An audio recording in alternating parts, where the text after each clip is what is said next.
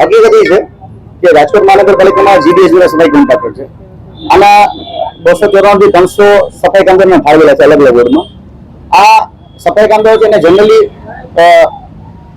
PF ના પૈસા એને નાખવાના હોય છે, ઈએસ ના પૈસા નાખવાના હોય છે, બોનસ નાખવાના હોય છે, લઘુત્તમ વેતન મુજબ પગાર આપવાના હોય છે.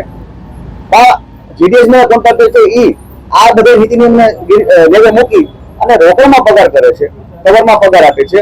એ બાબતને ફરિયાદ આવેલી એટલે અમે વોર્ડમાં તપાસ કરવા ગયા. એટલે વોર્ડમાં તપાસ કરવા ગયા ત્યારે અમને એવું હતું કે 3 વર્ષ પહેલા જે કૌભાંડો બહાર પડ્યા, 3 વર્ષ પહેલા જે અમે લોકોએ જે ભ્રષ્ટાચાર બહાર પડ્યા એના ઉપરથી હવે લોકો કદાચ આરોપી વ્યવસ્થિત કરી નાખ્યું છે. 3 વર્ષ પહેલા જે ફરિયાદ કરી એ જ વસ્તુ 3 વર્ષ પછી પણ આવતી હતી. લોકોનો પગાર કરવો, પીએફ ના આપવા, ઈએસએ ના આપવા, બોનસ ના આપવા અને મોટી જેમાં ગેરરીતિ ચાલે છે અત્યારે અમુક બોર્ડોમાં ડમી સફાઈ કામદારો રાખવા. અમારી જ્ઞાતિ સિવાય બીજા લોકોને 1000 રૂપિયામાં ડમી સફાઈ કામદારો રાખવાના અને એ ડમી સફાઈ કામદારોમાં 1000 રૂપિયાના 1000 રૂપિયા આપવાના હોય છે અને 2 ટકા ખાલી હાજી કરવાની હોય છે. દાખલા તરીકે કોઈ વોર્ડમાં 100 માણસોનો કોન્ટ્રાક્ટ થયો હોય તો કામ ખાલી 60 કે 70 લોકો કરતા હોય, બાકી જે કામદારો છે એને ડમીમાં રાખતા હોય છે. ખાસ તો આજે જીડીએસ મેરા છે કેટલા સમયથી તે કાર્યરત છે, આરએમસી માં કેટલા સમયથી તેનો કોન્ટ્રાક્ટ ચાલી રહ્યો છે? જીડીએસ નો કોન્ટ્રાક્ટ ઘણા સમય જાય છે.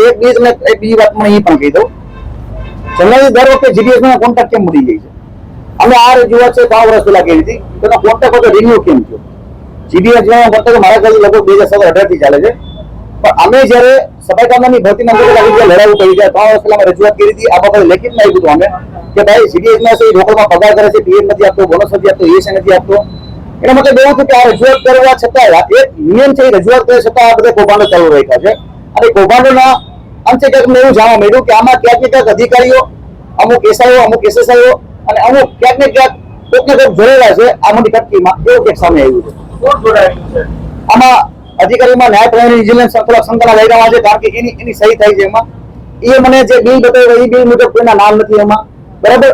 સફાઈ કામદાર જો ખાતામાં પગાર નાખતા હોય તો એ સફાઈ કામદાર જે કામ કરે છે એને રોકડમાં પગાર કેમ ચૂકવે છે? એક વાત પર શંકામાં જાય છે. જો રોકડમાં પગાર ચૂકવતો હોય તો ઓન પેપર લોકો બિલ કેમ રજૂ કરે છે? જનરલી કોઈ મારા ખાતામાં કોઈ પગાર નાખે, પગાર મારો, તો એ પાસબુકમાં એન્ટ્રી આવતી હોય છે. તો પાસબુકમાં એન્ટ્રી આવતી હોય તો પૂરો પગાર નાખવો પડે. જો પૂરો પગાર ન નાખે તો મતલબ એવો થઈ ગયો કે એ લોકો છે કાંઈક ગેરરીતિ કરે છે, તો તેને રોકડમાં પગાર કરતા હોય. બની શકે આમાં બની શકે. આમાં ઘણા બધા અમે જયારે વોર્ડમાં રેડ કરવા જઈએ છીએ આ બાબતથી તો ઘણી વાર એવું થતું વોર્ડમાં અમુક રાજકીય વ્યક્તિઓ બેઠા હોય છે અને પોતાના રોગ જમવા માટે કે આ પક્ષમાં ઓલા પક્ષમાં એમ કરી પોતાના રોગ જમવા માટે ને કદાચ ટક્કીમાં સામેલ પણ હોઈ શકે.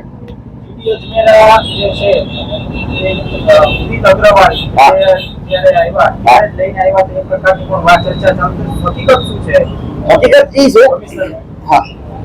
કમિશનની કામગીરી તો લોકોને હાવ બોગસ કામગીરી. આ લોકો અમને આમાં લખીને દઈ છે કે લઘુત્તમ વેતન મુજબ ચૂકવણી થાય છે, પીએફ આપી છે, અમે ઈએસએ આપી છે, બોનસ આપી છે, આ બધું અમે આપી છે, ઓન પેપર બધું આપે છે. એકચ્યુઅલી તમે કામદારને પૂછ્યું તમારી સાથે બધા મીડિયા મિત્રો આવો અને તમને હું પુરાવો પણ આપીશ કે કઈ રીતે રોકડમાં પગાર કરે છે. અમે લાઈવ લોકોને એના માણસોને એના સુપરવાઇઝરને રોકડમાં પગાર દેતા અમે પૈસા જેવા અમારી પાસે વિડીયો છે. કેટલાક જે કામદારો છે પોતાની ફરજ નથી બજાવતા, બીજી જગ્યાએ નોકરી કરવા જાય છે. કઈ પ્રકારનું હોય છે?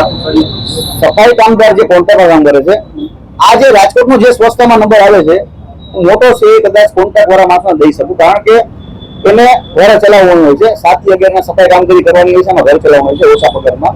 બીજું, કદાચ કોઈ સફાઈ કામદારો કરતા હોય તો મેં સ્પષ્ટ સૂચના આપી દીધી છે કે તમારો પગાર જેમાં વધારી છે, તમને લઘુત્તમ વેતન જે આપે છે 4 કલાકમાં આપે છે. એટલે 7 થી 11 સુધી તમારે ક્યાંય કોઈ જાતના પ્રાઇવેટ કામ નથી કરવાના કે તમારે બીજા કોઈ કામ નથી કરવાના. સફાઈ મતલબ રાજકોટ મહાનગરપાલિકામાં સફાઈ કામગીરી કરવાની છે.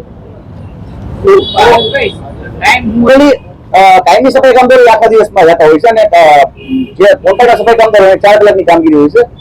5:30 થી લઈ 7:30 થી લઈને 11 વાગ્યા સુધી કામગીરીની હોય છે. મોટાભાગે સફાઈ કામદારો છે 10 વાગે અંકેલો કરી નાખે છે. હા, જનરલીમાં એવું હોય છે. જનરલીમાં એવું છે કે જે કોન્ટ્રાક્ટર સફાઈ કામદારો શું કરે છે, વેલા જઈ અને લતો વાળી નાખે છે. કેમ કે 2 જણા વાળતા હોય છે. ક્યારેક તો અમારે એક આગેવાન છે ચેતનાબેન જુલાસમાં છે, એ લોકો 4 જણા વાળે છે. પગાર એક જ મળે છે પણ એના મદદના સ્વરૂપે 4 જણા વાળે છે. એક વ્યક્તિ મળે 4 લોકો મળે છે, પગાર એક જ મળે છે. તમને નોકરી રાખ્યા હોય તમારે જેવું બીજા 3 લોકો શું કામ જાય તો કરીને જાય છે તો પછી નહીં સર, હું એ બાબતે ગેરંટી લઉં છું. કે કોન્ટ્રાક્ટર સફાઈ કામદારો કદાચ કોઈ ભંગ કરતા હોય, કદાચ ક્યાંક એવું બનતું હોય છે, તો તમારી સાથે આવે એની હાલત તમને દેખાડું તો એ કેવી પરિસ્થિતિમાં કામ કરતો હોય. અને જે 4 જણા મેં વાત કરી એ એવું હોય છે કે એની આજુબાજુમાં એ જે બીજા 3 જણા સફાઈ કામદાર છે, 3 જણા પરિવાર લોકો હોય, એટલે પ્રાઇવેટ કામ એટલે કોઈના વાસણ ધોતા હોય, કોઈના ઘર સાફ કરતા હોય, કોઈના સંડાસ બાથરૂમ સાફ કરતા હોય, એ અનુસંધાન કરતા આવતા હોય છે. ઓકે